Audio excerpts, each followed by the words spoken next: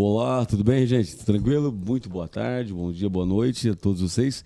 Estamos mais uma vez aqui no podcast do Dopamina Cash, toda quarta-feira, sexta, segunda tem os shorts, tem as pílulas, né? E novamente estou com a Dilson aqui e com a doutora Bruna, psicóloga, e a Vânia, que é uma pessoa... Hoje a Vânia está mais ponderada, tu percebeu, já? Mais calma, né, Rodrigo? menos estímulo. Já se acostumou, né, com o negócio? Menos estímulo, mais tranquila, mais focado, não tem mais o cachorro para roncar. Boa. Né? Aquela coisa toda, né? Mais tranquila.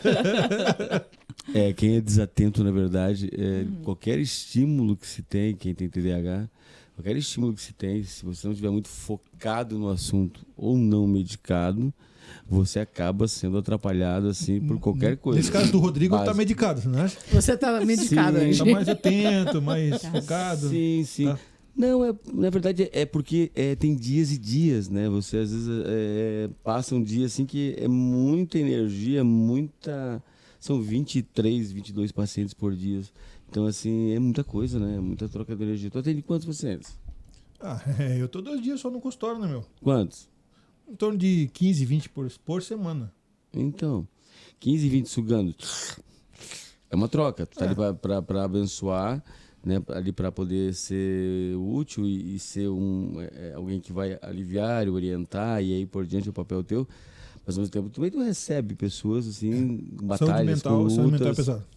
E assim, tem dia que parece que baixa o teu cortisol do nada e não adianta, né? E aí vem de uma rotina de palestras e trabalho, palestras e trabalho, palestras e trabalho. Hoje, 7 horas da manhã, eu tive que estar tendo que separar funcionário brigando. Terça, tudo. Que beleza. Uau. Eu entrei assim e falei assim, pra lá e pra cá. Ó, E uma era da minha tipagem sanguínea. Eu falei assim, eu não vou falar 2 vezes. Pra lá e pra cá. Você vai as 2 com advertência e ir embora. 7h30 da manhã. Nossa. Tendo que estar resolvendo problema de funcionário. Assim, eu tendo um monte de paciente com suicida, paciente com um problema de internação. Eu falei, não, o que me faltava agora, tendo que me intrometer, tendo que lidar com situações de funcionário, e tinha que ser eu. Né? Porque assim, não adianta. Eu já peguei situações dentro do consultório. Eu estava no consultório mesmo até hoje, na rua nós estamos, mas era na frente ainda, de o paciente brigando e falando alto com a secretária. Eu fui lá e vamos falar mais alto então, né? Eu falou falei mais assim, alto? Senta que eu vou resolver o seu problema agora. Senta. Quem é você? O dono. Senta que eu vou resolver isso aqui. Que tal? Não é que você tem que impor, porque se você não tomar o controle daquela situação ali, não é nem agredindo, nem... É só sendo firme na sua palavra.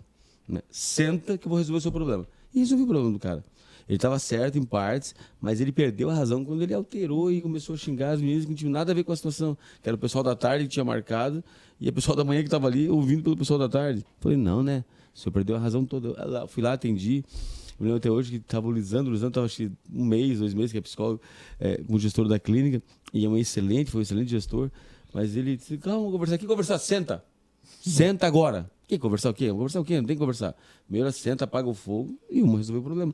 E resolvemos o problema. Só que tem situações dessas que você tem que ser firme. Porque se você não for firme, cria uma histeria em dominó, né? E fica, né? Não, senta, dá um apito e deu. Né? Depois é o que aconteceu, quem está quebrado, quem não está quebrado, quem está certo, quem não está certo, né? E hoje de manhã uma funcionária estava certa, a outra não, mas aí quando a outra perdeu a razão, as 2 erraram. Eu falei, vai as 2 por justa causa. Se começar assim, meu sonho ainda ter que demitir funcionário por justa causa, nunca demiti ninguém ainda, por briga. Olha, o ser humano hoje ele coloca energia em coisa que não precisa. O ser humano está numa situação tão pilhada. Um dia eu estava falando com o capitão Barros, que é do Tátil aqui, ele falou assim, cara, as organizações criminosas, às vezes elas vão sair de um bairro para matar outro, e tu é um cara de família, sai da sua casa, de repente alguém lhe fecha o cruzamento, você vai xingar o cara, dependendo de quem for, o cara vai tirar, você é mais um que ele vai matar. E pronto, você acaba perdendo a vida numa bobeira, numa coisa pequena, às vezes, e que você está certo. Mas assim, essa molecada aí não tem limite para nada. E assim, a gente vê bastante morte em trânsito, né? Bastante coisas onde as pessoas perdem o equilíbrio, colocam energia em batalha. Escolha suas batalhas. Adilson, escolha suas batalhas, escolha suas lutas, escolha, Bruno, escolha.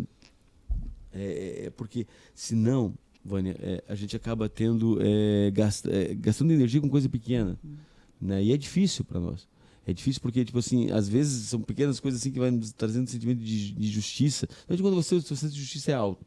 Então, qualquer coisa para você é os R$5 que o cara não devolveu no troco, é o cara que se fez de sonso e pegou lá os seus R$2. Mas tenta pegar um ônibus com R$2 a menos para tu ver. Ou 10 centavos a menos, o motorista deixa você passar. Não. Mas essa sensação de ser injustiçado aí por diante, a gente coloca uma energia numa coisa fantástica. Mas vamos voltar pro tema. A gente escolheu a nossa batalha. A batalha hoje é autismo. É isso? A batalha é uma batalha para crescimento, né? Uma batalha que não é para derrotar ninguém. Né? Não, faz sentido, porque se você não escolher por que brigar no bom sentido, ou por que lutar, ou estabelecer um sentido, você vai brigar por qualquer coisa mesmo. Porque daí você está indo para a guerra e não sabe guerrear com quem, né? No bom sentido. Agora, quando você estabelece um rumo, quando você sabe o que você quer, aí você automaticamente despende a tua energia para aquilo ali e dá resultado. O problema é quando você não tem esse alvo e aí... O Churchill falava, né? O Houston falava assim, se a gente for atirar pedra em cada cachorro que late, a gente nunca chega no nosso alvo. Ponto. Se a gente for atirar pedra em cada cachorro que late, a gente nunca chega no nosso alvo. Então, assim, qual é o meu foco? Qual é o meu objetivo? Sim. Qual é a minha... A gente vai no meio do caminho encontrar pessoas que vão falar porque você está levantando uma bandeira, porque você está entrando em entrevista, mas o pessoal não vem da entrevista. Assim, a gente chamou acho que umas 3, 4 pessoas e eu sei do meu poder, eu sei da minha influência, eu sei, só que eu não convido 2 vezes. Eu falei para Adilson, eu não convido 2 vezes, eu convido 1 vez. Essa é uma deixa Porque legal. as pessoas falam assim, ó, tu viu? A doutora estava lá falando com a blusa verde dela, né, a blusa forte. As pessoas criam problemas onde não tem. Elas criam situações onde não tem. Eu sempre digo, cara, eles vão continuar falando. Eu sou um cara que sou cristão. Eu sou muito perseguido por eu sou cristão. Eu sou um médico. Eu sou um cristão que sou médico. E tu sabe perfeitamente que eu nunca misturo as coisas. Eu fico brincando às vezes. Me lembro que um dia nós fizemos um evento numa faculdade e o Adilson estava junto. Eu chamei um cara que toca cara muito. Me bota em cada rolo.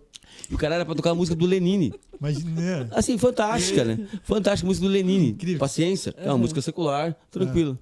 O cara falou, tocou o Lenine e tocou uma adoração de uma comunidade lá dos Estados Unidos, né? Bonito também. Aí ele perguntou assim pra mim, assim, vai virar culto aqui agora?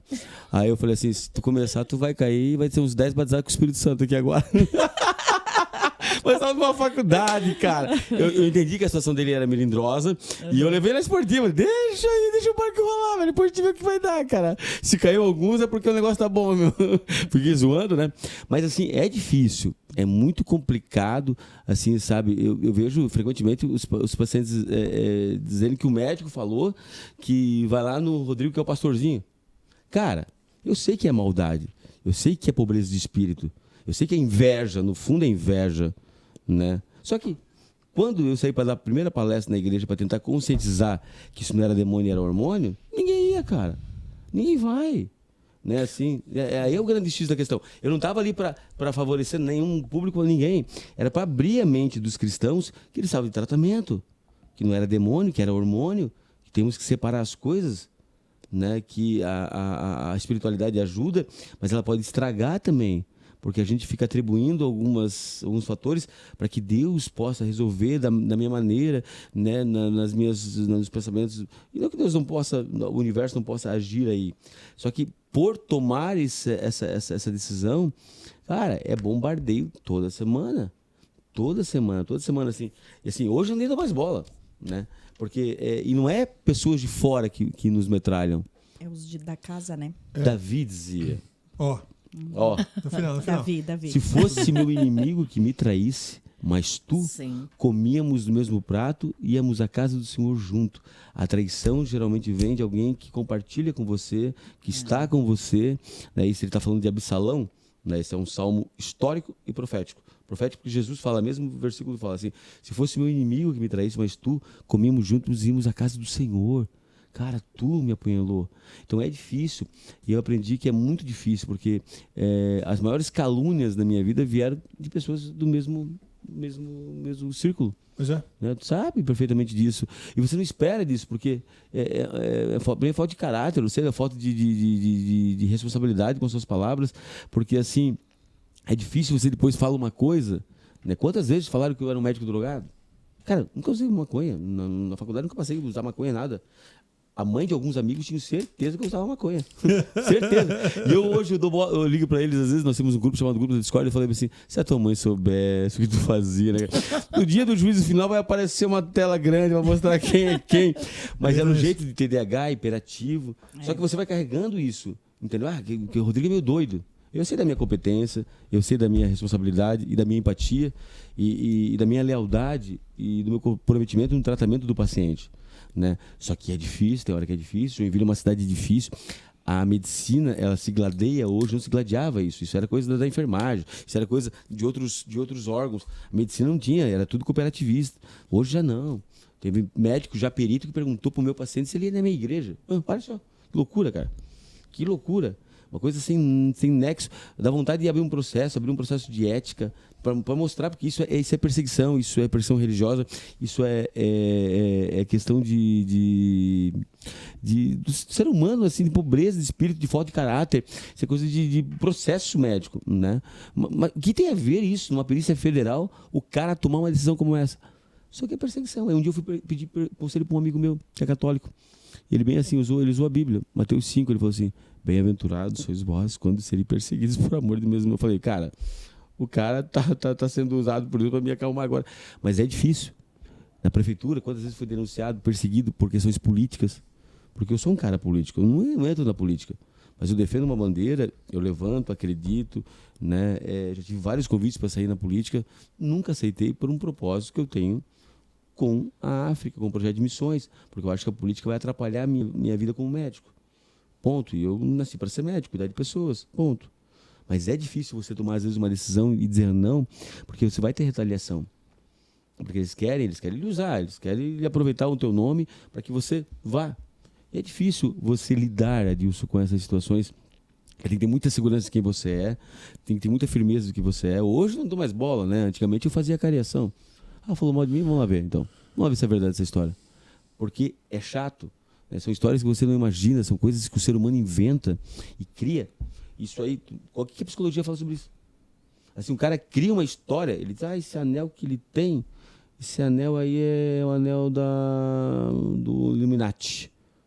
Cara, já chegaram a falar que os meus anéis, eu já vi pastor desconvidar eu de pregar porque eu era da maçonaria.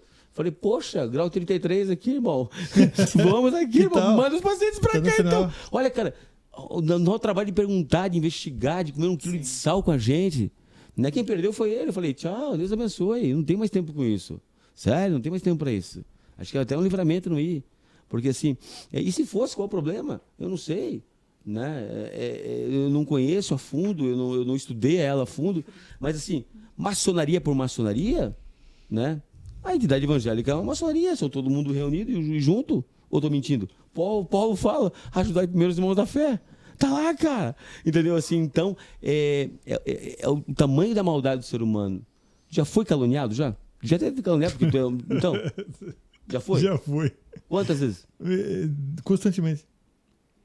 E não é complicado quando atinge a sua família? Mas calma, tem um fator aí. E aí talvez, eu não sei se a Bruna acaba entrando nessa aí, mas a Vânia também, porque o que acontece? Quais são as pessoas que são caluniadas? Ou as pessoas que são mal interpretadas? São aquelas pessoas que fazem alguma coisa. Que fazem alguma coisa em prol. Por que eu sou caluniado? Eu tenho uma maneira de coordenar curso que é diferente.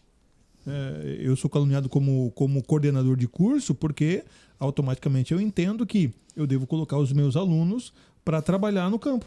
E muitas vezes eles acham, as pessoas que me caluniam, acham que você está colocando os alunos no fogo, eles não têm competência para isso, não tem, de repente, sei lá, e eu não quero saber. Mas eu tô lá junto. Qual é o fundamento do propósito maior? Não é que ele cresça, que ele amadureça, então, e aí, que pegue mais bagagem? Aí eu trago as pessoas, a Vânia tem lá a sua missão dela também, né? E eu sei que ela, de repente, tem a sua posição, mas por quem que ela é caluniada? Também você é muito caluniado, eu sei. Não sei você, Bruna, mas nós psicólogos não somos uma classe unida, Rodrigo. Não. Porque automaticamente se você... e aí eu tinha um coordenador que falava que eram pequenas igrejas, né? Se você tem a igreja da psicanálise, você tem a igreja lá do Skinner e tal, e aí um irmão não se dá com o outro. Ele chamava isso, eu entrei na faculdade falando isso. Só que nós somos todos psicólogos.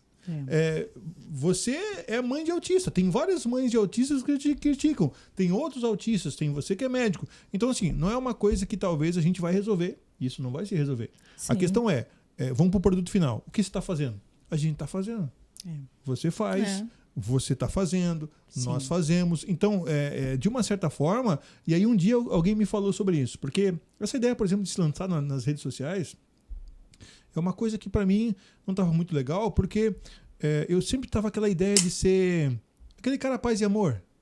Tipo assim, não concorda comigo, mas seja meu amigo. Não existe isso. Sim.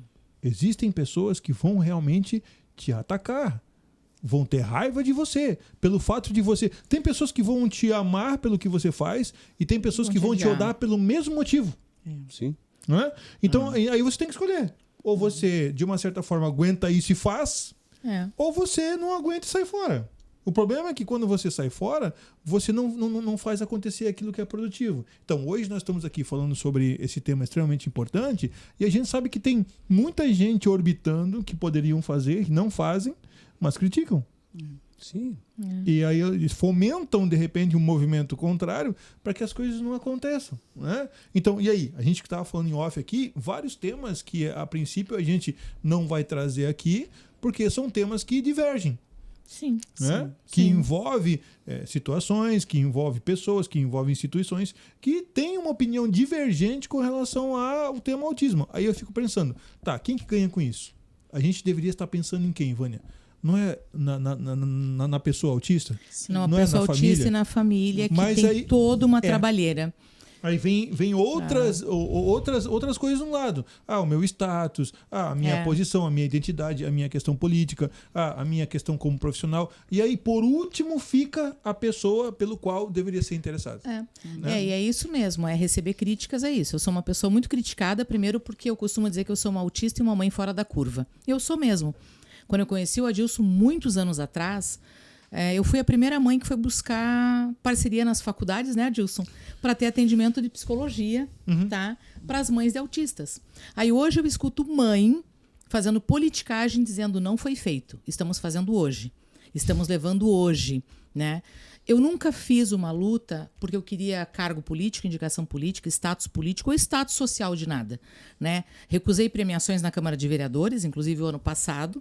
Né, agradeço, vou citar aqui o vereador Lucas, que me indicou para receber a medalha Dona Lia Rosa, que eu ajudei a criar essa lei, junto, né, o vereador Cláudio Aragão foi responsável por ela, que é uma comenda, é um reconhecimento para pessoas que trabalham, faz um trabalho voltado para pessoas com deficiência. E eu falei para ele, vereador Lucas, tu conhece minha descrição, eu sempre fiz, vou continuar fazendo, mas eu não preciso de todo esse status. Né? Vamos passar essa medalha para o Instituto Dona Ana, que tem uma história linda, maravilhosa, que vem antes da minha história, que é uma mãe, né, que fundou o Instituto Dona Ana. A Dona Ana fundou o Instituto, abraçou muitas famílias. É um atendimento gratuito que tem lá, conveniado com a assistência social. Então vamos passar a medalha para eles? E o vereador Lucas aceitou. Assim como a lei do rastreio precoce, outras tantas ações que a gente tem mais de 10 anos na cidade.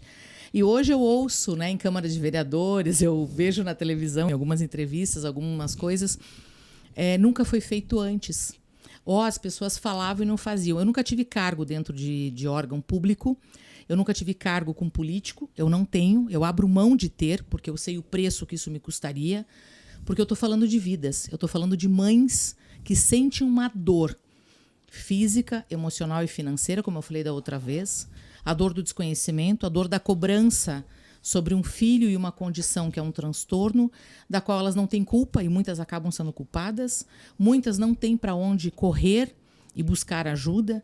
Então, são mais de 15 anos que eu faço aí, né, Adilson? O meu. E continuo fazendo. Me afastei dos grupos, sim, porque eu tive depressão pós-Covid. Fui acusada de ter largado o grupo na mão das pessoas, não dar satisfação. Ninguém se importou, Dr. Rodrigo, que eu estava com uma depressão por ter perdido uma visão, tá com problemas de mobilidade, com uma ferida gigante na sacra chamada lesão de pressão ou escara, que eu estava sem conseguir fazer nada das minhas coisas sozinhas. E eu ainda tinha que estar no grupo e acolher a dor de outras mães, quando naquele momento a minha dor estava maior, porque era uma dor física, tomando medicações fortíssimas. Eu fui muito criticada. Tem gente que me coloca o dedo na cara e fala, largou o grupo sozinha, não deu satisfação, não fez reunião.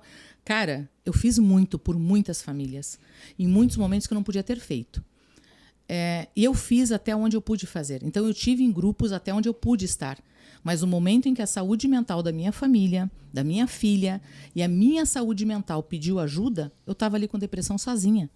Ninguém quis saber o que estava acontecendo. Ninguém quis saber quanto tempo de fisioterapia.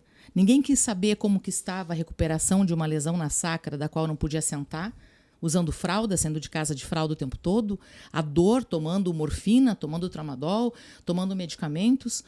E a depressão estava ali junto. Então, eu me permiti viver aquele momento de depressão, de não conseguir tomar banho sozinha, de não conseguir calçar um tênis, amarrar um tênis sozinha. E eu fui criticada, eu sou criticada. Eu recebi uma crítica ainda semana passada. Você largou grupos, você abandonou mães, você não se importou e você está contra políticos. Eu não estou contra político nenhum. Bem pelo contrário, né? A vida, viver é um ato político.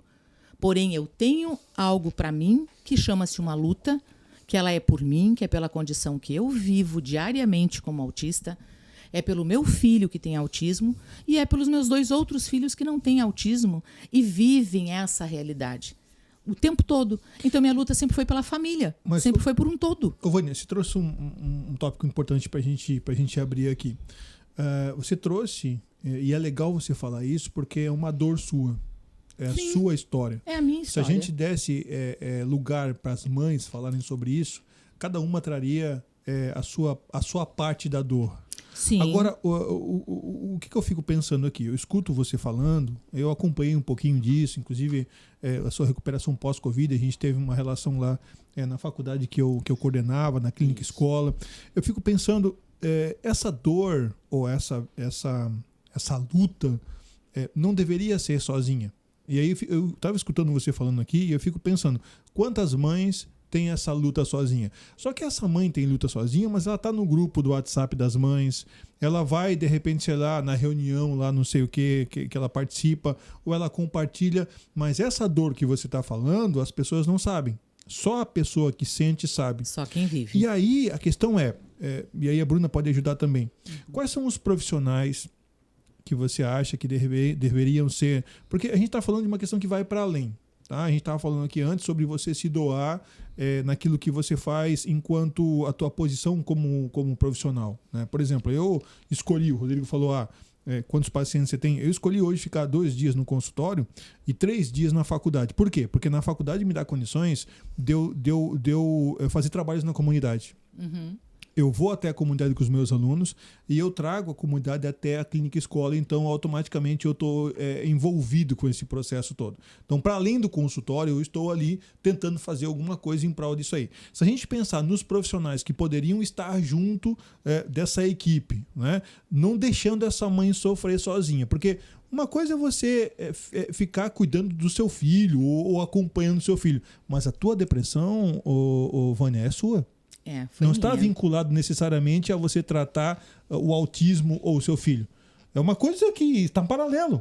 Sim. E que muitas vezes você vai ali deixando de lado, não prestando atenção, né? Outras pessoas da sua família também desenvolvendo alteração de humor ou de ansiedade, mas aí o que acontece? Você acaba assumindo essa identidade de mãe de autista ou de estar sobre eventos sobre o autismo e aí você vai se deixando de lado. Sim. Né? Sim. E a questão é, o que vocês acham com relação a isso? Quais são as pessoas que poderiam realmente se movimentar para fazer alguma coisa em prol de trazer essa mãe para ela se perceber, para ela ter um cuidado, para ela cuidar das suas questões, para que ela possa, de repente, relaxar um pouquinho com relação a acompanhar o seu filho como um grande carro-chefe, mas cuidar um pouco de si. A Bruna estava falando sobre isso, né, Bruna? Sim. Que você aconselha as mães, os pais a cuidarem de si. Como é que vocês veem isso?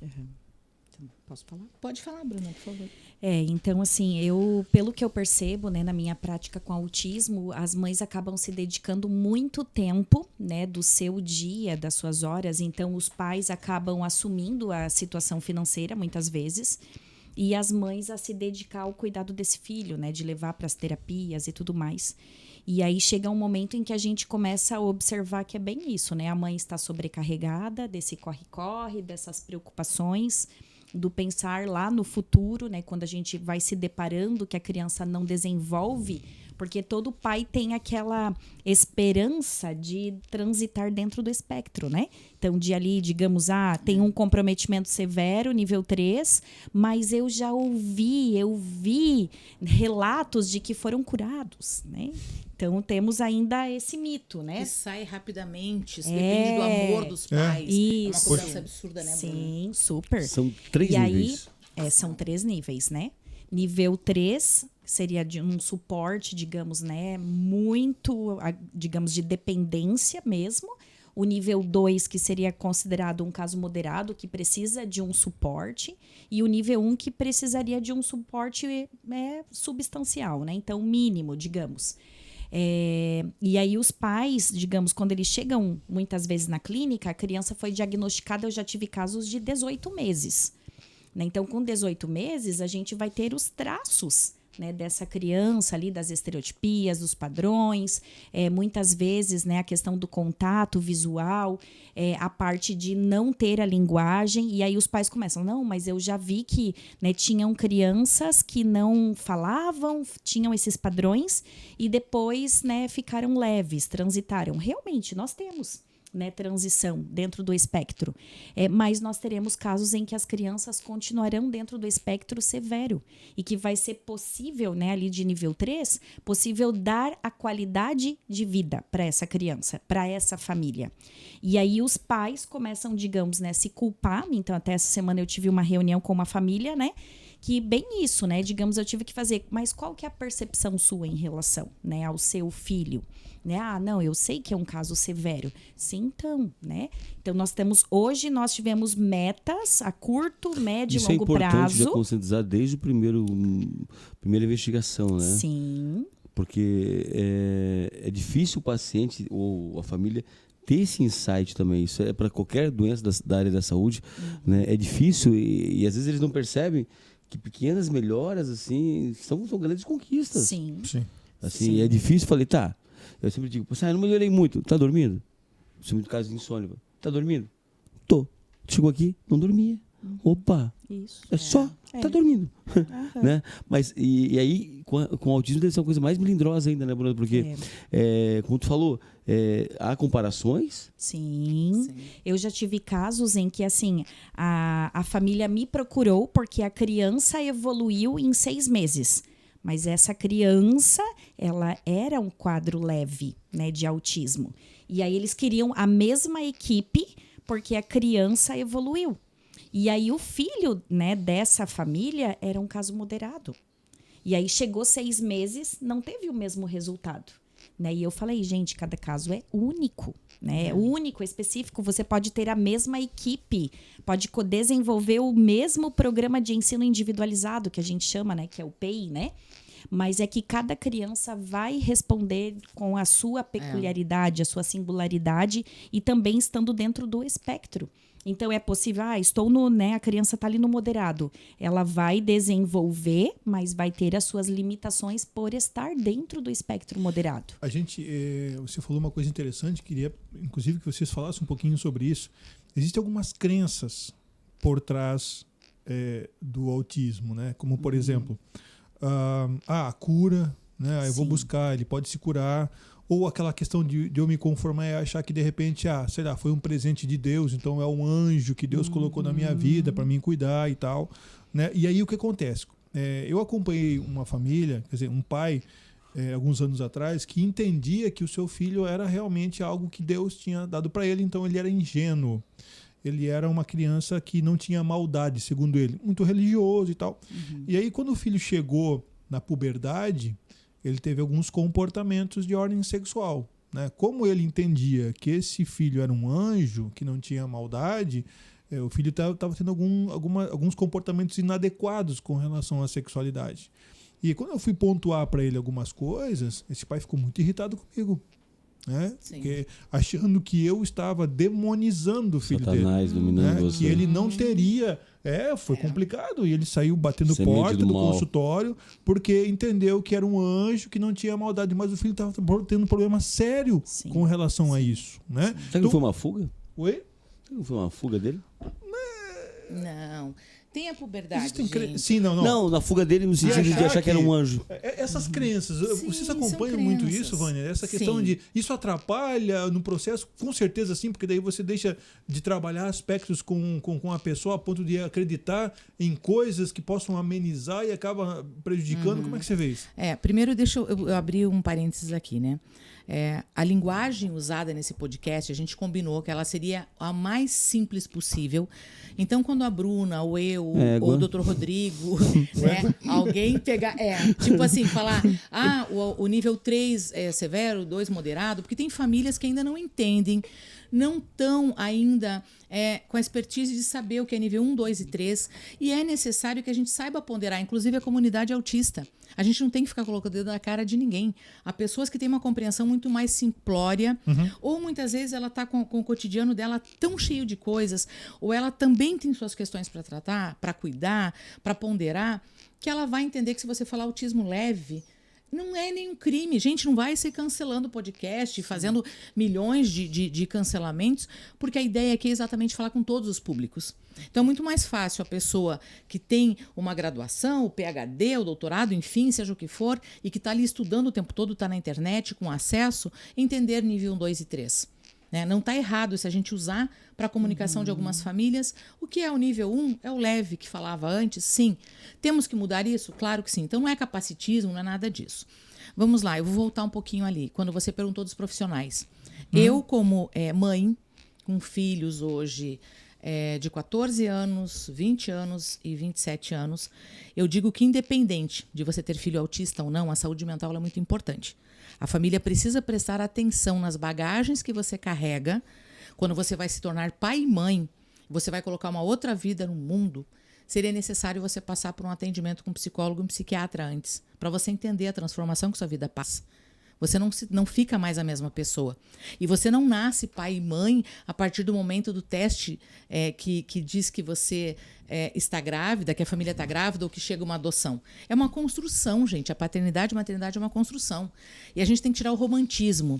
Tá? Existe um romantismo imposto sobre isso. Né? Impõe-se que você tem que amar e que todo mundo é lindo, tudo é maravilhoso. Não é assim. Então, o profissional que deveria acompanhar a família precisa cuidar de quem cuida, é essencial, é primordial, é necessário, é urgente, é para ontem. Eu vejo que é necessário um psiquiatra, é necessário um psicólogo, é necessário um TO, mas também é necessário um assistente social. Precisa saber conduzir essa família. E a partir do momento que ela tem o primeiro contato médico, ela já deveria. Já na gestação, gente, não vamos falar só de autismo. A mulher ficou gestante, ela já deveria passar por um acompanhamento com um psicólogo, porque é uma mudança na vida dessa mulher. Né? E ninguém sabe o que você traz. O que foi compondo, contextualizando na sua vida desde a infância? Né? O que você passou na primeira infância? O que você foi passando no seu desenvolvimento? O que foi agregando na sua vida até aquele momento de gestação? Né? E tudo que passa ali. E aí no autismo não é diferente. A partir do momento que a criança recebe a orientação, né, a família recebe a orientação para procurar um profissional, seja um neurologista, normalmente é o que eles encaminham, né, vai para o psiquiatra, procura junto, porque a saúde mental ela é importante. Muitas vezes a gente não consegue identificar aonde que a gente está precisando, quais pontos nós, pais, precisamos nos melhorar, nos cuidar para poder cuidar de uma outra vida.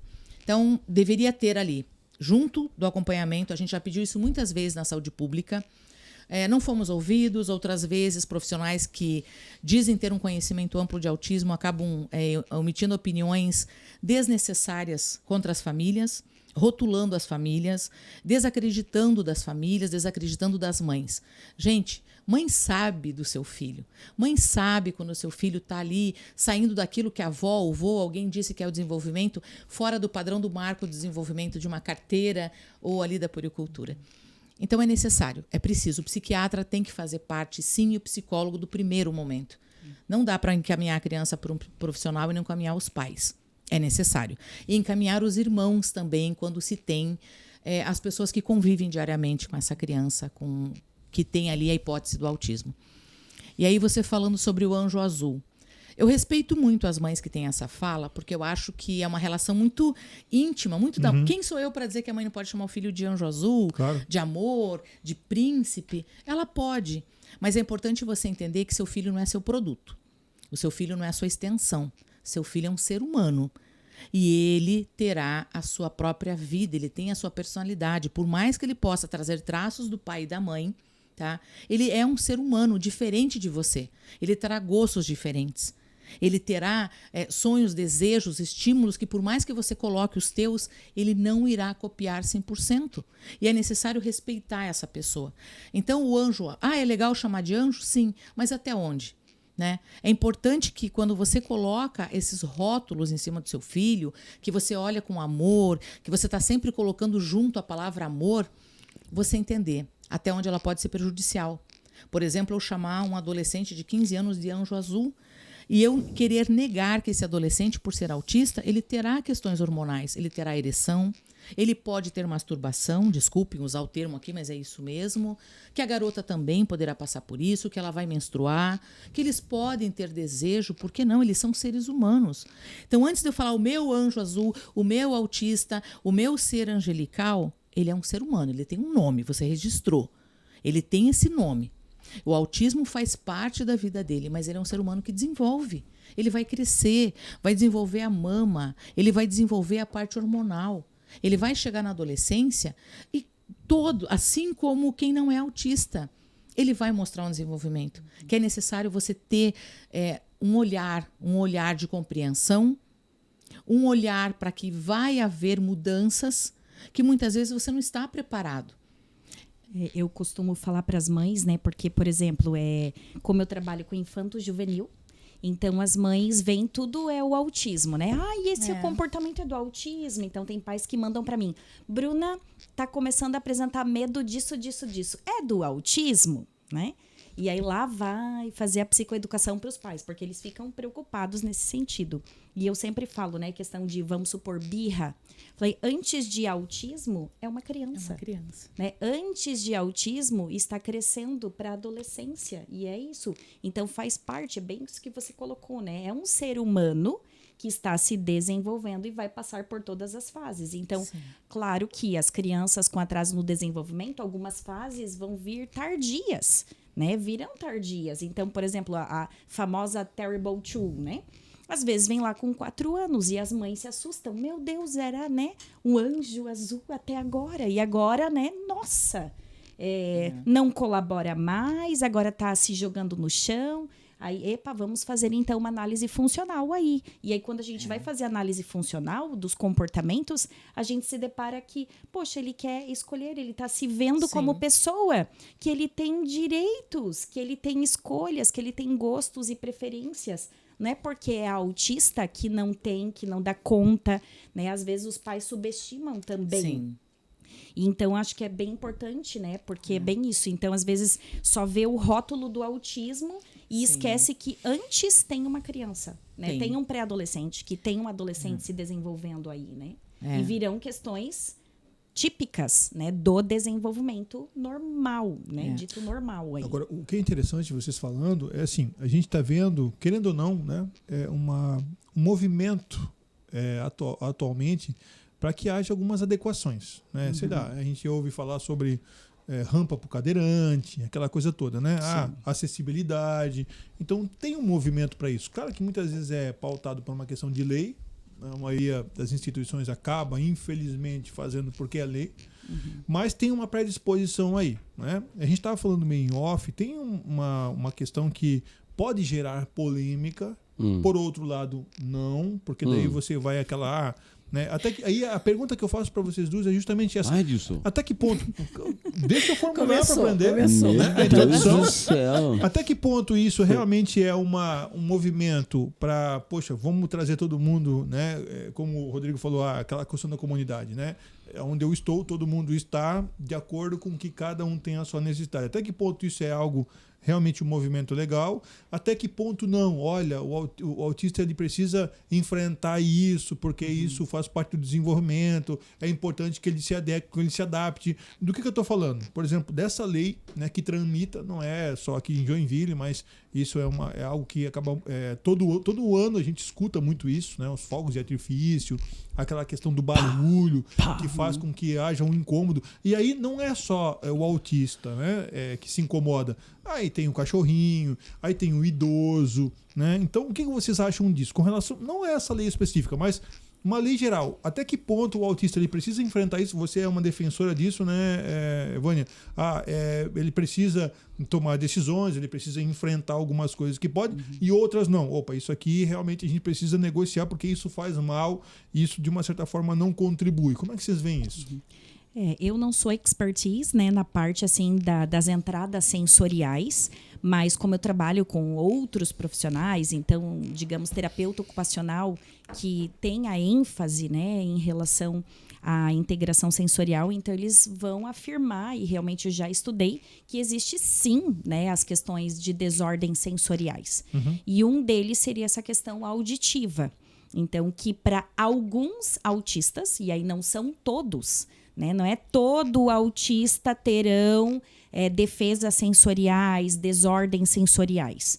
Né? Eu tenho autista que a questão mais forte é a parte olfativa, outros é paladar, né? Outros é tátil, que se eu tocar um dedo, ai, né? Machucou. E tipo, poxa, foi um dedo, né? Então não abraça, se esquiva dos toques. E a outra é a questão auditiva. E aí nós teremos, por exemplo, né, os casos eu encorajo, né, os meus casos que são ali já adolescentes, que já estão em psicoterapia mesmo, a enfrentar né, essas questões sensoriais. Isso eu sempre incentivo. Então, eu até tive um caso que o menino, né, de assistir o Atypical, daquele seriado lá do Sam, né? Que ele queria usar também o abafador, porque ele achou o máximo aquilo, né? Mas ele tinha a questão mesmo sensorial, né? E aí, só que não... Então, assim, ele ficava incomodado com os barulhos em sala de aula. E aí, a gente trabalhou isso. Então, ele foi com fono, né? Descobrimos que tinha DEPAC. E aí, isso, então, digamos, né? Os sons vinham muito mais exacerbados que para uma pessoa neurotípica. Só que ele não chegou a comprar o abafador, né? Nós não compramos. A mãe falou, e aí, o que você acha? Eu falei, olha, eu penso que tudo que ele já superou até então, é possível ele encontrar algumas estratégias. Então, vai numa formatura, não fica perto das caixas de som, fica mais profundo. Estratégias aí, né? São estratégias. Mas, por exemplo, né, crianças que estão no nível 3, que seriam os severos, nós não conseguiremos ensinar essas estratégias. Né? Então, isso implica o quê? Uma desordem, porque, inclusive, geralmente serão crianças não verbais. E o não verbal é não ser só vocal, né? Porque às vezes a gente fala não verbal e aí a gente acha que é só aquela criança que não fala, né? Com som. Mas não verbal é não ter nenhuma linguagem. Então, não ter linguagem de sinais, não ter uma comunicação alternativa, aumentativa, que seja por troca de figuras, comunicação por tablet, enfim, mas que consiga se expressar. E aí ela vai ter problemas de comportamento. E isso vai ser muito difícil. Então, uns terão comportamento heteroagressivos, né, ou autolesivos, de se lesionar por conta, né, que precisa, então, algo muito mais intenso para que ele se desorganize com essa intensidade dessa entrada sensorial. Que daí, no caso dos fogos de artifício, né, seriam os barulhos intensos. Sim.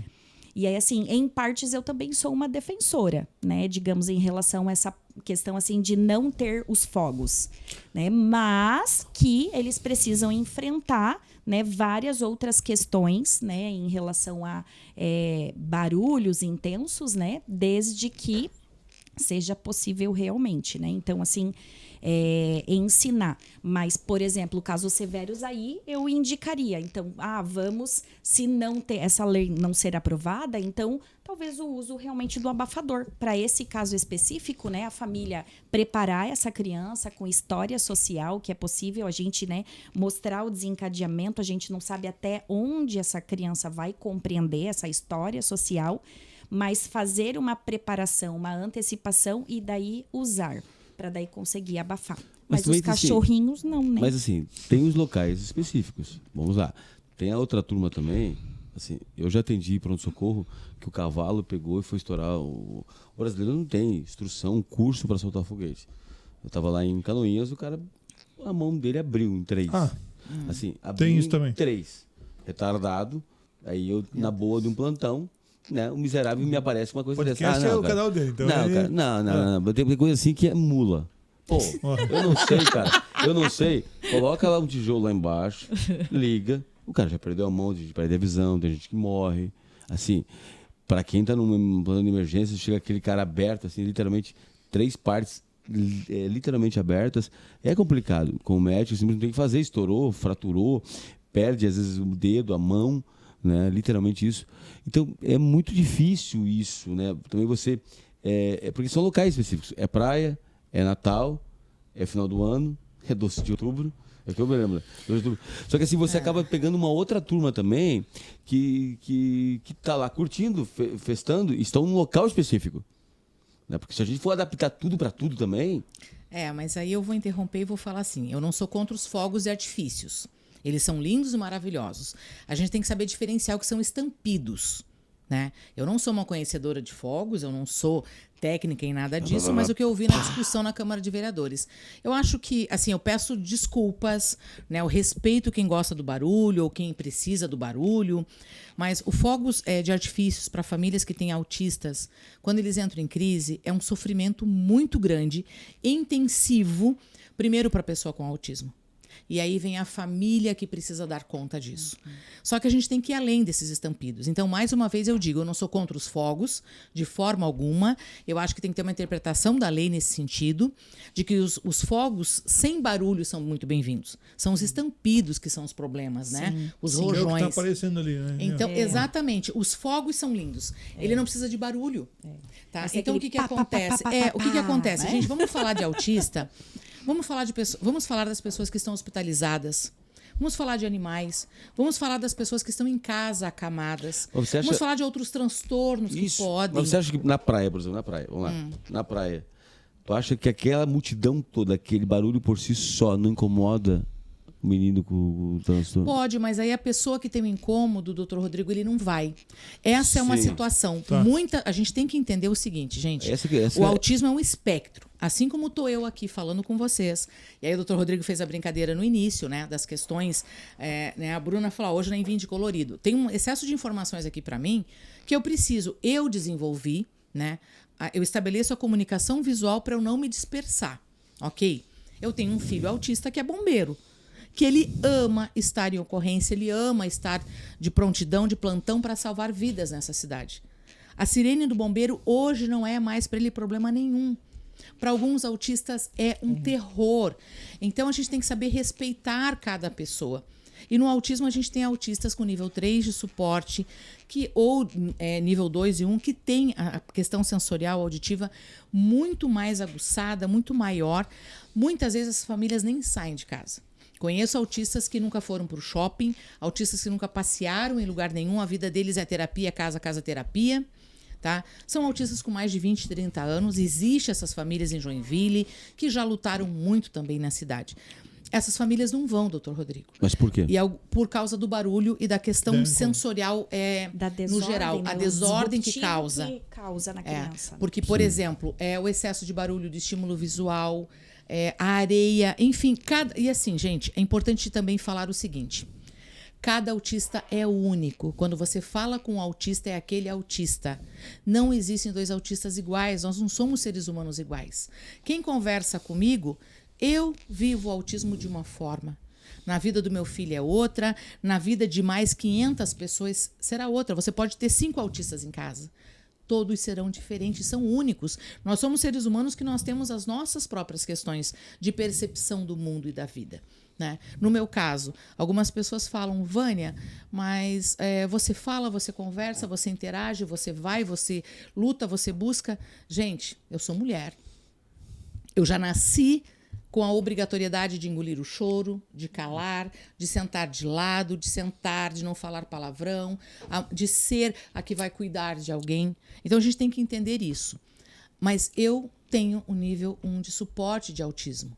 E eu também não posso ser culpada por isso, porque dentro da comunidade do autismo existe muito isso, tá? Essa comparação de dor, quem sofreu, quem não sofreu. Eu sei dos meus sofrimentos, ninguém mais sabe. E eu já sofri pelas pessoas falarem e eu ficar quieta. Hoje eu não sofro mais.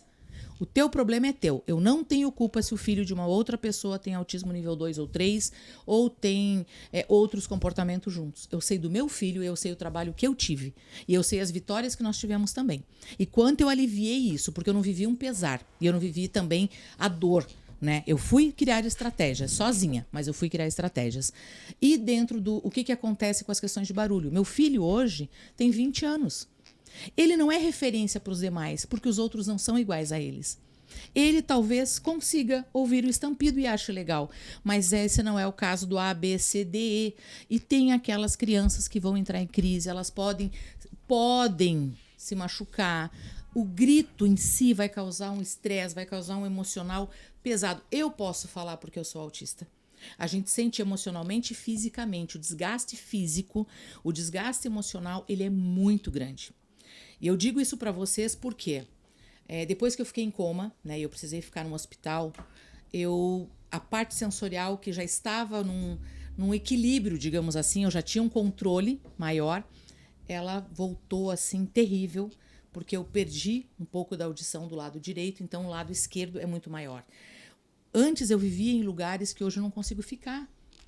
Não é porque eu não quero, é porque chega um momento que as vibrações no ouvido, elas vão causando, além da dor no ouvido, elas vão causando um desgaste emocional, elas vão causando uma angústia emocional e que fisicamente também cansa. E que às vezes não é naquele momento em que ele vai aparecer, é depois. Então, assim, para as pessoas que vendem fogos com estampidos, vendam fogos sem estampidos, façam a beleza, é lindo de ver os fogos, seja onde for. Mas na praia, por exemplo, as pessoas querem ir lá curtir, o lugar só pode estar barulhento. Gente, lembre-se que na praia também tem hospital. Na praia podem ter famílias dentro de casa que foram para a praia e elas só vão... E não estou falando só do autismo, porque aí vão dizer que é vitimismo do autismo e que o autismo quer estar em exclusividade. Não é. Né? Vamos imaginar quantas pessoas autistas não diagnosticadas existem. Quantas não desenvolveram uma funcionalidade por imposição social e elas são autistas? Quantas outras pessoas com outros transtornos, o Dr. Rodrigo pode falar, e quantos outros, questões auditivas, os pets que muitas pessoas usam porque tem carinho, outros pets porque eles são animais que são cães de serviço, de apoio emocional, por exemplo, assistencial, enfim. Quantas outras pessoas podem ser prejudicadas por esses estampidos? Então, os fogos de artifícios é lindo. O show que eles fazem é maravilhoso. Mas poderia não ter o estampido. Pensa bem, quando você tem aquele rojão que ele subiu a hora que ele explode. É nesse momento, gente. Então, assim, é pensar num todo. Não é só pensar no autista. Vamos pensar naquele senhor que teve AVC? Vamos pensar naquela pessoa que, como eu, estava lá 2 meses dentro de um hospital, que você não vê nada, você está acamado, você não consegue olhar para o lado, tu não enxerga lá fora, e de repente esse barulho todo, ele incomoda demais, ele causa um desgaste emocional muito grande para a gente, tá? E vamos pensar nas pessoas que estão em casa também, nas pessoas adoecidas em casa. Vamos pensar que os animais que são indefesos, e a gente tem que defender sim, porque hoje a gente tem cães que são usados para terapia. Então, eu sou uma defensora de animais.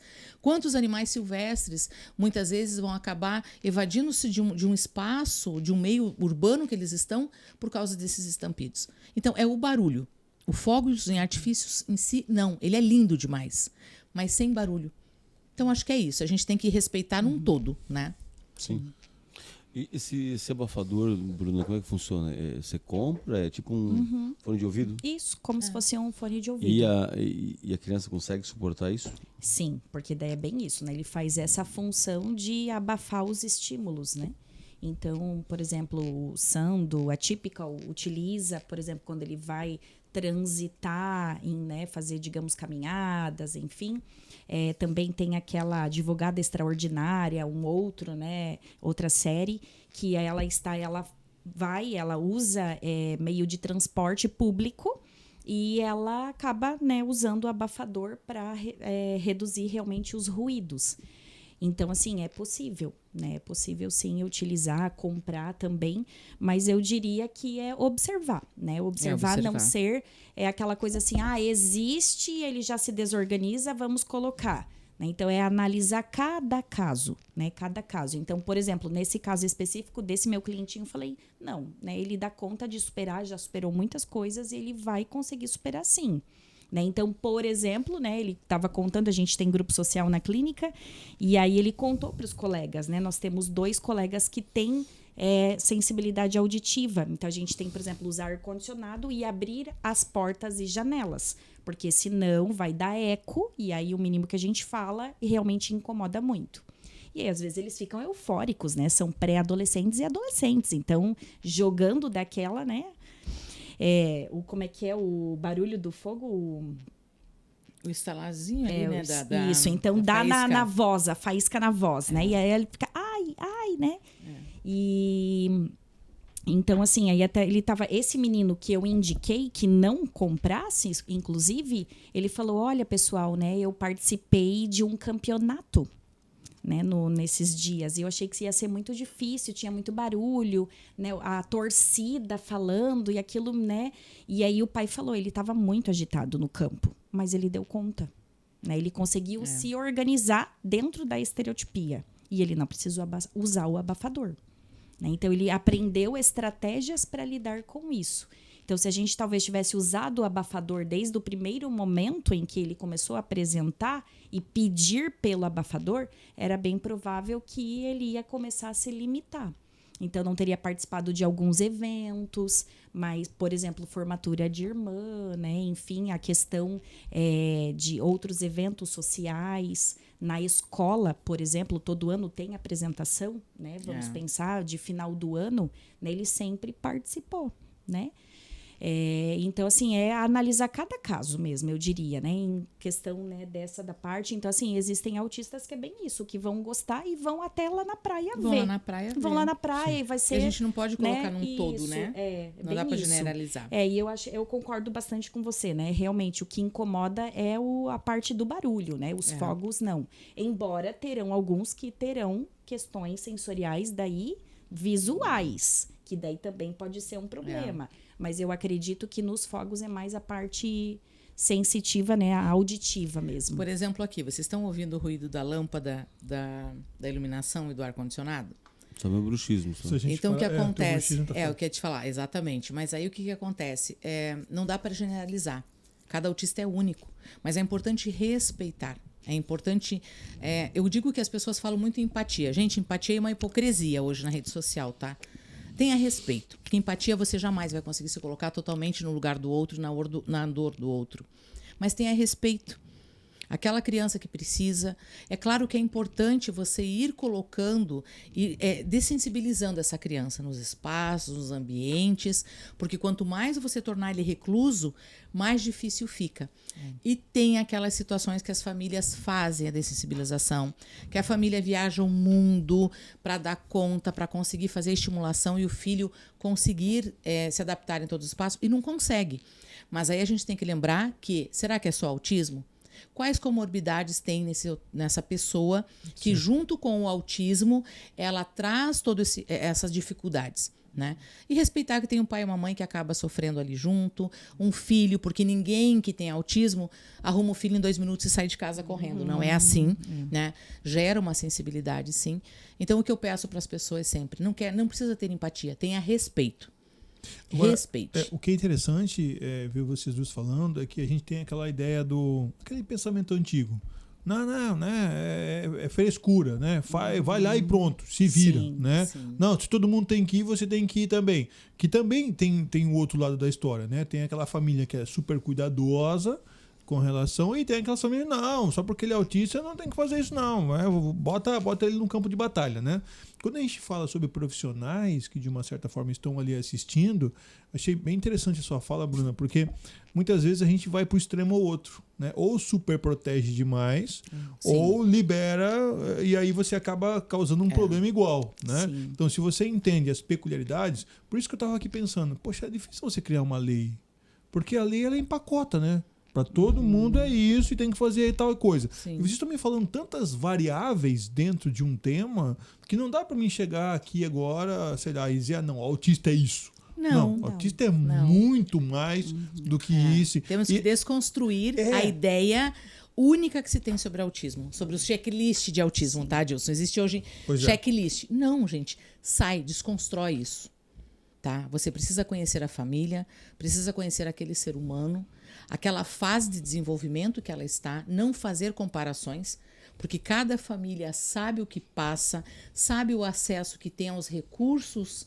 não é, Bruna, para conseguir administrar essa vida. Cada família sabe o que um pai e uma mãe muitas vezes está vivendo, sofrendo. Quantas famílias se separam por causa dos filhos, ou por causa de um filho autista que não deu conta, ou porque o casal não deu conta do relacionamento, e aí o filho ouve que a culpa é do filho e a culpa é do autismo, tá? Isso também acontece, embora o abandono afetivo é muito grande. Tá. Agora, Vânia e Bruna, assim, essas pessoas que estão nos escutando, né? Vai ficar aí na rede, muitas pessoas vão escutar. E muitas delas, inclusive, por interesse no tema, mas aquela família, tá? Vamos imaginar aquele casal, aquela família que está nesse processo de diagnóstico. Né? E aí está bem realmente no início. Sim. O que vocês diriam para essa família que está prestes a identificar que seu filho é autista? E aí, independente, nível 1, nível 2, nível 3, o que vocês diriam para essa família que não sabe nada? Simplesmente alguém chegou para ela e falou assim, seu filho tem autismo e agora é contigo. O que vocês falariam para essa família, para esses pais, para que eles possam, de uma certa forma, ter, né, essa questão toda que a gente tá... Porque até agora a gente falou sobre dificuldades, né? Sim. Cada um vai e tal, não sei o quê. Mas hoje, de uma forma feliz ou felizmente, a gente tem pessoas que falam sobre o assunto, que estão aqui nesse canal falando sobre as dificuldades. E, claro, né, alguém tem que sofrer muitas vezes para que os outros não precisam sofrer tanto. Exatamente. Assim. Então, essas pessoas que estão agora, aqueles que vão vir ainda, né? A gente sabe que não é uma coisa, é uma cura que vai acabar, ou de repente, sei lá, um movimento, mas é uma característica que se tem. E a gente está aqui realmente para produzir conhecimento, vamos dizer assim, mas também para dar um certo norte para as pessoas. O que vocês diriam para essa família? Então, vou falar como, né, profissional, então, e depois você lá, complementa aí. Né? Gostei de você falar muito bonito. Fala não, com eu acho que a gente tem a vivência. Uma classe. Sim, uma classe, empoderamento. Nossa. Quero chegar a esse nível. Mas é que assim, eu tive que construir uma rede de apoio. A gente teve que construir uma rede de apoio, né? Quando eu conheci o Adilson, eu estava sozinha. Uma mãe lá num ginásio acreditando que era possível. E dizendo pro meu filho, é possível. Vai lá, eu quero que você faça, porque não é o ser humano que está lá. É o ser humano Aron que está lá. E aí eu conheci o Adilson, e aí eu fui para lá e falei, Adilson, vamos criar um lugar para atender essas mães, porque a gente não tem onde ser atendido no SUS, não dá conta. Aí criou-se o primeiro grupo também de mães dentro de um posto de saúde de Joinville para atender mães autistas. E eu tive a felicidade de construir a minha rede de apoio. E a minha rede de apoio não é aquela que está constantemente do meu lado, mas é aquela que eu posso ligar para a equipe do Dr. Rodrigo, entendeu? E falar, galera, estou precisando de apoio agora, preciso da consulta. É ligar para o Adilson, é contar com o pessoal da faculdade, é contar com a Bruna. E aí você vai aprendendo. E é isso. Eu acho que eu fiz uma escolha de transformar dor em amor, dor em atitude, dor em acolhimento. Então é isso, eu acho que é a gente aprender a isso. Aquilo que eu fui sofrendo, eu fui tentando abrir caminhos, que abriu caminho para outras famílias e que meu filho não foi atendido, porque ele é nível 1 de suporte sem DI. Você entendeu? Então é isso, Bruna. E você aprende a acolher. Eu fiz um curso de extensão chamado Valores Humanos. Eu acho que é um curso que eu ganhei de presente da Faculdade Espírita do Paraná e eu amei. Eu também fui aluna da doutora Zilda Arnes, aluna de campo, aluna na prática, né, na pastoral da criança. E a gente aprende. E a maior lição que eu tive sobre isso, eu falo aquilo que está aqui dentro. Eu falo aquilo que é verdade, aquilo que eu sinto. Se eu não sentir, não vou falar. Porque eu serei só mais um. A minha mãe, com toda a humildade dela, minha mãe fazia inclusão há 45 anos atrás. Minha mãe ia na porta dos alunos e pedia, eu quero levar para a sala. Mas ele é aleijado, ele é retardado. Eram aquelas terminologias tão pesadas usadas antigamente. E minha mãe dizia, eu quero levar para a sala de aula, depois eu trago. E ela fazia isso. Então, a gente vem entre dores, como o Adilson falou, a gente constrói o amor, a gente constrói também a parte boa. E aí eu diria assim, né, como profissional, É muito difícil, é bem doloroso para muitas famílias. Algumas mães, elas estão assim naquele processo de tem alguma coisa diferente com meu filho, então ela tá assim já meio que vivendo luto, né? A gente percebe. E aí quando vem o diagnóstico, eu acredito que uma parte, né, muito grande ali, nunca fiz, digamos, um estudo, né, mensurável sobre isso. Mas todas elas passam pela questão da dor, né? Então, assim, o meu filho tem autismo, agora eu vou ter que estudar sobre isso, entender para poder ajudar. Já sei que vão ter as terapias, porque o neuro já disse todo o caminho que eu tenho que ir. Então, eu tenho que ir para o meu filho, né? Então, ali até vamos puxar o gatilho lá do cuidar da mãe, né? Da família em si. Mas no começo, né, o neuro vai fazer as indicações. Essa criança não fala, então vai para fono, vai para terapia ocupacional, porque pode ter muitas questões em atividades de vida diária, comprometimento motor. Vai ter também a questão dessas desregulações sensoriais, então vai para o TO.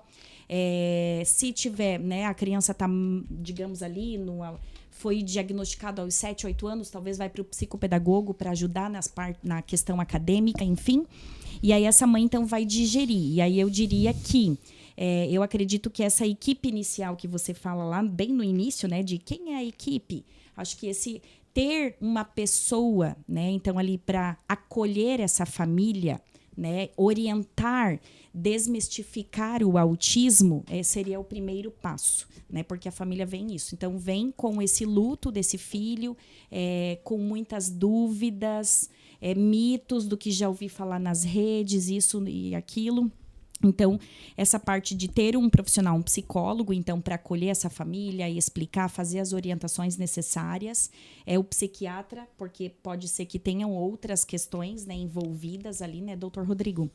E aí, depois, então, né, essa pessoa, digamos, procurar buscar ajuda desses outros terapeutas. E aí eu diria que, né, o primeiro passo seria a parte de aceitação. Né? Então, aceitar esse filho. Então, vão ter famílias que o processo de aceitar, né, esse processo de, meu Deus, o meu filho tem autismo, e aí agora, né, toda a nossa estrutura, a nossa organização, né, vai ser alterada. Né? Então, vai ter mais rotinas, vai ter mais previsibilidade para essa criança não se desorganizar. Nós vamos ter que, no momento, se privar. Então, eu tive famílias que tiveram que se privar. Vou no casamento, mas eu vou ficar 1 hora só, porque não dá conta de ficar toda a festa. Ou eu não vou, né? Porque vai ter que usar... Foi convidado para ser pajem, né? E aí, poxa, né? E aí, a roupa... Né? Não dá. Exato. A roupa não dá para usar naquele. Vai querer estar usando tactel e chinelo de dedo muitas vezes. Moletom, né? Os meus, a maioria usa moletom, né? Então, assim, essa questão de adequação. E aí eu diria que esses profissionais que estarão engajados a todo momento fazer orientação, né? Não só inicial, mas então, por exemplo, né? Vamos viajar. E aí vai alterar toda a rotina. E às vezes o terapeuta lá da integração sensorial não compartilha com essa família. Olha, vamos fazer um planejamento, vamos fazer isso. Né? Ou a família também não traz. Eu vou viajar pra praia. E vou, entende? E eu quero curtir a praia. Mas o meu filho não dá conta e vai sofrer. Né? Porque vai sofrer por ver o filho desregulado, vai sofrer por não curtir as férias que almejava curtir as férias. Então, talvez o terapeuta, dando um suporte mínimo, olha, faz desse jeito, vai fazendo esse tipo de dessensibilização, né, gradativo. Nós vamos trabalhar em terapia, vamos compartilhar com toda a equipe. Então, eu tive um caso de que a criança não brincava de massinha e estava perdendo o social. Foi lá, gente, nós precisamos brincar demais de massinha com essa criança, porque todo dia tem massinha na sala de aula, né? A minha filha vem com crocs desse tamanho de massinha. Toda semana dá para fazer uma play-do, né? De massinha. Porque todo dia tem. Então, nós vamos ter que fazer o quê? Incentivar isso. E aí, os terapeutas dão esse apoio para a família, que às vezes fica aquela questão só de consultório, né? Então, eu atendo, o TO atende, eu vou falar daí psicólogos, né? Então, o psicólogo atende e não compartilha. Como é que foi? Tudo bem. Tudo bem, né? O que eu diria esse autista, ele tem direito de a família estar dentro da sessão, né? Dentro da sessão, participar para aprender. A gente faz modelagem, né? Embora a adesão seja bem baixa, né? Os pais vão fazer bem isso, né? Cuidar dos seus afazeres. E aí, então, digamos, em vez ou ficam na recepção ou vão fazer, digamos, os seus compromissos, né? Mas o certo seria para aprender modelagem, de como manejar, né? Porque a gente vai ter problemas de comportamento também ali na terapia. Às vezes eu tô dentro da terapia e já tô orientando a mãe, né? Olha, né, nesse momento, ai, Bruna, é verdade, aconteceu isso. Então, vamos pensar nisso. Então, já de dando ferramentas para essa mãe. Porque eu tô ali 1h30, né? Os nossos casos a gente atende 1h30 de sessão. E 1h30, digamos, não é nada comparado ao que a escola e a família vive. Exatamente. Né? Então, a escola também precisa ser amparada, né? Então, de os especialistas irem na escola e dar esse suporte também para a escola. E os profissionais estarem juntos, né? Então, a família ter, né, o que cuida, ter alguém cuidando dele, né? Dessa mãe, desse pai, dos irmãos. Eu também vejo, eu vou te convidar para tu ir lá na clínica falar para as minhas mães que têm filhos, irmãos. É importante. Porque, às vezes, infelizmente, né, eles ficam invisíveis, né, dentro da família. Porque aquela criança, digamos, né, principalmente as crianças mais comprometidas, acabam demandando mais, né, do pai, da mãe, da avó e tudo mais. E aí aquele, né, é bonzinho, ele é bonzinho, né? Graças a Deus que é bonzinho. E aí esse bonzinho fica invisível, né? E aí a gente precisa cuidar dessa criança. E assim, para a gente encerrar isso, o que eu vou dizer para as mães que estão assistindo, para as mães que já têm os filhos autistas, a gente sabe que não é fácil. Conversem com as pessoas, conversem com a família, coloquem regras, limites. Porque, primeiro, não existe um preparo para você ser mãe de autista. Quando eu faço palestras na área de saúde, enfim, nas demais, né, a primeira coisa que eu pergunto e eu vou perguntar para quem está em casa ouvindo hoje, para o pessoal que é da igreja, que fala em fazer inclusão, mas não mede o barulho, fala em fazer inclusão, mas fica julgando a mãe de autista, julgando a mãe que tem um filho com deficiência ou um filho com uma outra situação, né, que torna aquela família com uma vivência atípica. Acolha de verdade. Mas conversem, abra um espaço de diálogo. E a mãe que está em casa hoje, sinta-se abraçada, você não está sozinha. Existem pessoas que querem ajudar, pessoas que querem fazer algo. Converse com quem está próximo, peça ajuda. Não coloque seu familiar como teu inimigo. Eu posso dizer isso porque às vezes a gente quer que o pai, a mãe, o avô, né, ele tenha a mesma atenção que nós temos. Não tem. Avô e avó não têm obrigação nenhuma de cuidar de neto. Avô e avó não são terapeutas e eles também entram num sofrimento emocional. Quem é o avô e a avó que não quer adoçar a boca do neto porque ele dava chinelada, porque com o filho ele foi mais severo? Então a gente precisa entender que o avô e a avó é um suporte. Então para de criticar os avós perto desse filho, porque ele vai ouvir. Ele é autista, mas ele absorve, ele ouve. Ele vai olhar para alguém que você tanto critica e ele muitas vezes vai ter uma referência daquilo que ele está ouvindo em casa o tempo todo. Não fique falando mal do profissional. E para quem acabou de receber um diagnóstico, não é fácil. Mas não é fácil porque a nossa cultura diz que todo mundo vai nascer dentro de um padrão, dentro do esperado, e a expectativa de toda uma família, de gerações, vem em cima daquela criança. Então, olhe para aquela criança, respire, chore, grite, esperneie e diga: meu filho tem potencialidades. Eu vou olhar o autismo, mas eu quero ver todo o potencial que esse ser humano tem. E comemore. Comemore o dia que seu filho pegar o copo sozinho e levar até a boca. Comemore o dia que ele pega uma colher, o dia que ele calçou o sapato sozinho, o dia que ele diz para você que aquela camiseta, que ele pega e diz que não, ou que ele quer tirar a camiseta. Ele está se comunicando com você. Então comemore cada feito, conversa com o seu cônjuge, vê com ele se ele está a fim de seguir, mas coloca ele na responsabilidade. Ninguém faz filho sozinho, mulher nenhuma faz filho sozinho. Lembre-se que o direito do seu filho de convivência com o pai é um direito do filho. Se ele não traz nenhum perigo para essa criança, estimule essa convivência, busque judicialmente. sintam-se abraçados, procurem ajuda nas faculdades de Joinville. A gente há muitos anos vem buscando parcerias, faculdades abriram nas suas clínicas e escolas as parcerias, é um ganho de muitos anos, que não precisou virar lei, né? Vai no posto de saúde, pede para falar com a enfermeira, pede para falar com a responsável, entre em contato com a gente que está aqui, né, doutor Rodrigo? Procura lá, doutor Rodrigo, como é que eu faço? Adilson, Bruna, Vânia, eu estou perdida, eu quero conversar. Eu quero sair da conversa só do autismo. Eu quero saber o que meu filho é possível fazer. Não sinta-se culpado por muitas vezes você priorizar o filho com autismo. Muitas vezes você vai fazer isso inconscientemente.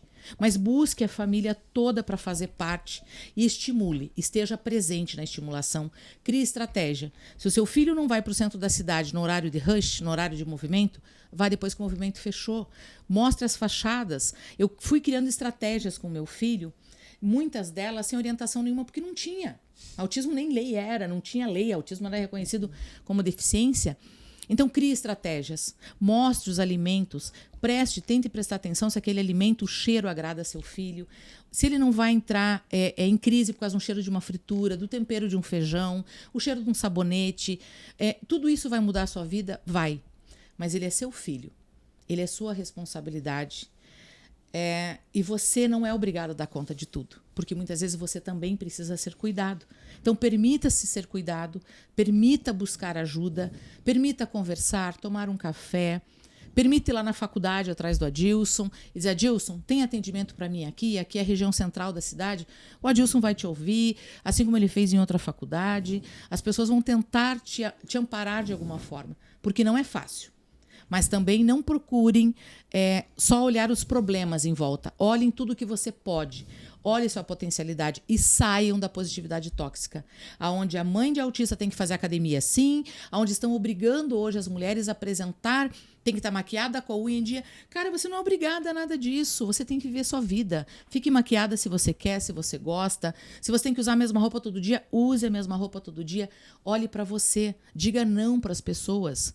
Se a rede social, os grupos, redes sociais, tudo que fala de autismo te incomoda, dê uma pausa. Mas você não está sozinha. Eu não sou uma especialista em autismo, eu tenho uma outra formação que não é na área de autismo, embora eu estude muito há muitos anos autismo. Eu não posso usar a palavra acolhimento terapêutico.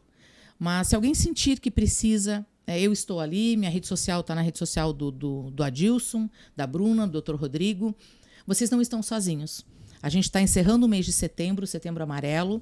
Eu tive depressão, não identifiquei depressão antes, durante tantos anos. Eu só fui ter certeza que eu tinha depressão e viver a depressão depois que eu tive Covid. Depois de todos os meses em reabilitação, depois de ver minha vida transformada, e eu precisei pedir ajuda. E eu fui ajudada por muitas pessoas, inclusive que não são do universo do movimento autista. Ela falou uma expressão interessante, positividade tóxica. Agora, Rodrigo, e o medicamento? Onde que entra? Na próxima. Pelo amor de Deus.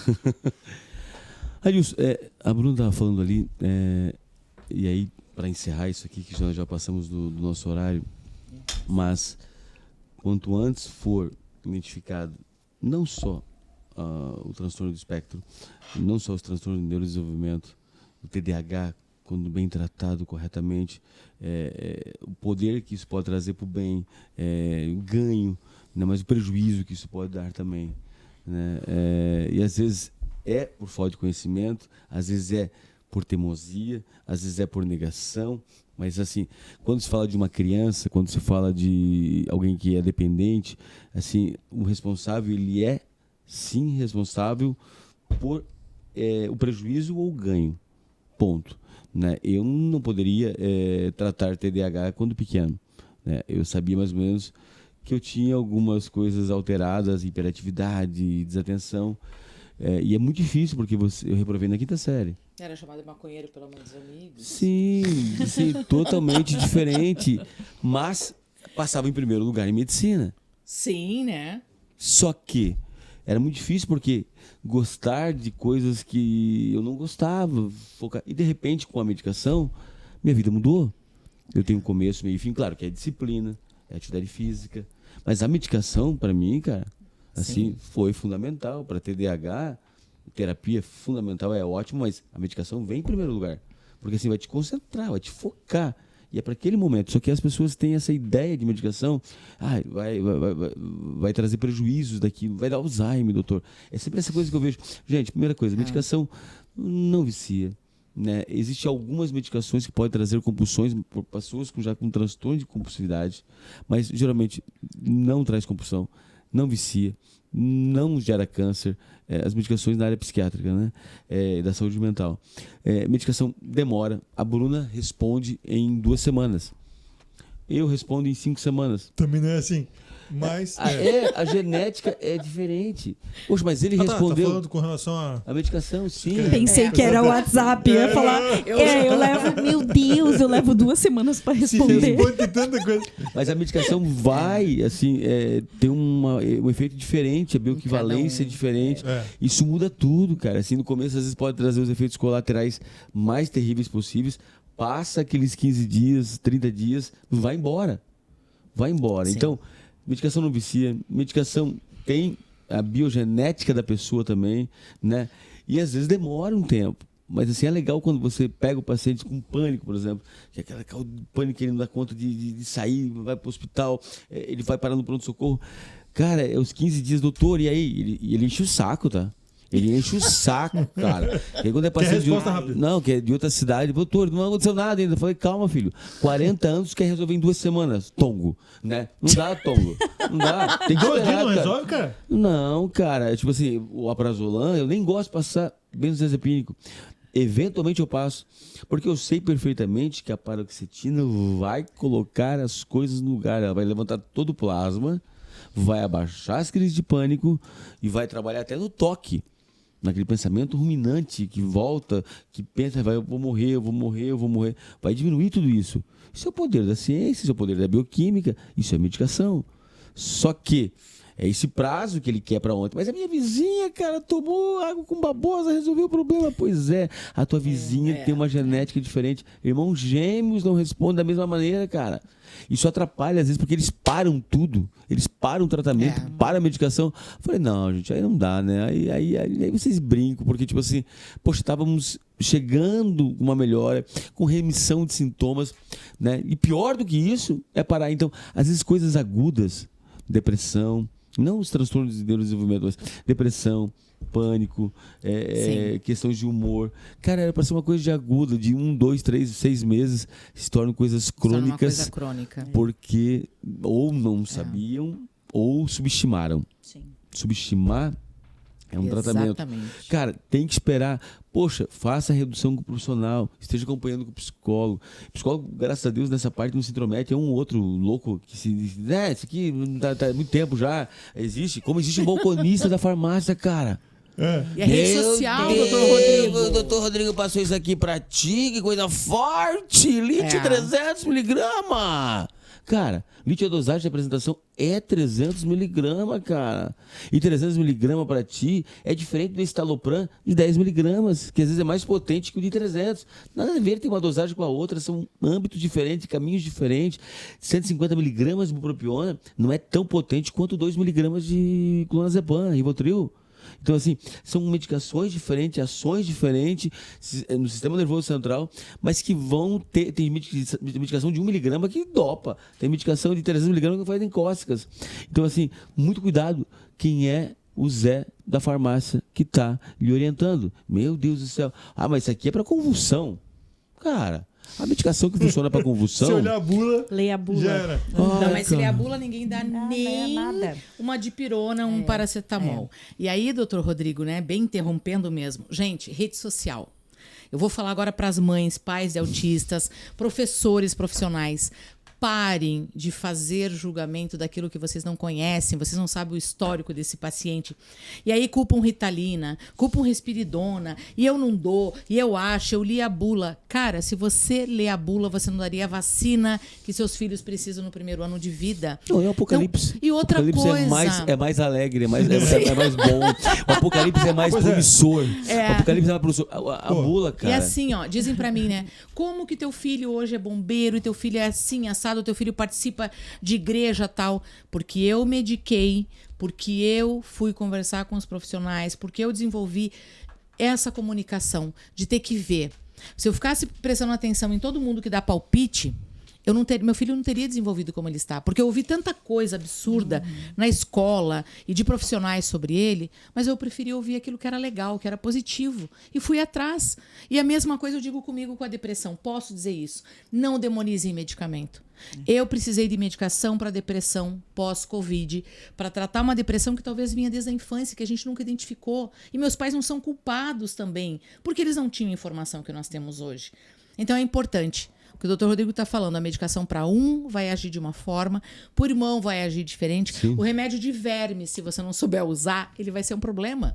Eu ouvi isso de uma balconista de farmácia, que ela falou, olha, se o remédio de vermes for usado de forma errada, não tiver usado como na indicação, ele também vai fazer mal. Então, gente, é isso. É entender que você precisa estar com profissionais, você precisa estar com pessoas que têm essa vivência, têm essa experiência e olhem potencialidades. Isso aqui é quando? Esse é um convite do Ímpar, dia 30 de setembro. Inclusive, eles atendem autistas também. Vai ser no Centro Comercial da Expoville, Robson Benta e a Iraci. Tá? Esse é um evento de tarde inclusiva que o Ímpar faz aqui em Joinville. Através do teatro, eles fazem um tratamento terapêutico e é uma prova de que a arte é terapêutica, que a arte tem uma função incrível na vida das pessoas, dentro da saúde mental, principalmente. Então fica o convite, um beijo, um abraço para a Iraci e para o Robson, que são do Ímpar e toda a galera ali. Em outubro vocês voltam, tá? Porque... né? Assim, daqui uns dias. Não, já 85 minutos já. A pouco o Ricardo está nos expulsando aqui. Bruno, muito obrigado. Eu que agradeço o convite. Um prazer estar aqui com vocês. Vânia, muito obrigado. Adilson, mais uma vez obrigado. É sempre bom estar aqui. O Adilson, obrigada pelo convite, a insistência de um tempo aí. E a gente se programou para estar aqui até para que a gente possa dar continuidade até nesse acolhimento, né, Bruna? Nessas respostas e trazendo parcerias, né? Gente, obrigada de coração. Obrigada a Deus por unir pessoas de bem sempre à minha volta. Amém. Amém. Obrigado.